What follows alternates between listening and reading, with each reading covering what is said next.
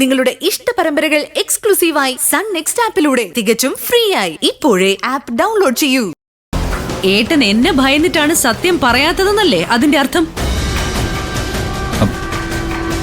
അച്ഛൻ ആരെയോ ഭയക്കുന്നൂന്നേ ഞാൻ പറഞ്ഞിട്ടുള്ളൂ. അത് ആന്റിയാണെന്ന് ഞാൻ പറഞ്ഞിട്ടില്ല.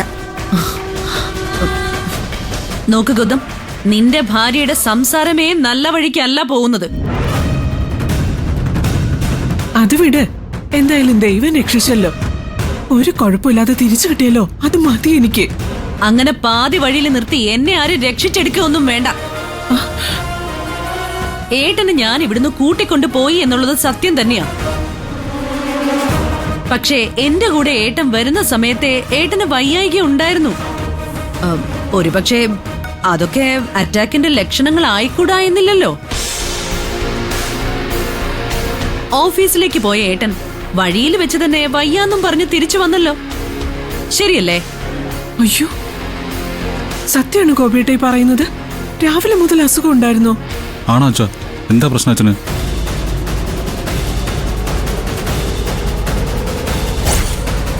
ഞാൻ നമ്മുടെ പഴയ നിർമ്മലയെ കണ്ടു.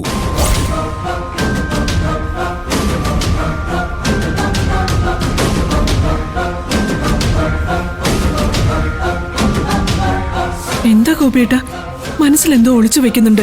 എന്തായാലും തുറന്നു പറ.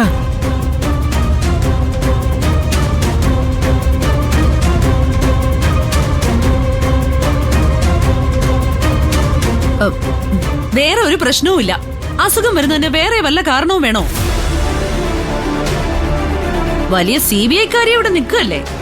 ഞങ്ങള് പോകുന്നത് ഒളിഞ്ഞു നിന്ന് കണ്ടതാണല്ലോ. ഇവളോട് തന്നെ ചോദിച്ചു നോക്ക്. ഏട്ടൻ ഓഫീസിൽ പോകാതെ തിരിച്ചു വരുമ്പോഴേ അസുഖത്തിന്റെ ലക്ഷണങ്ങൾ ഇല്ലായിരുന്നോന്ന്.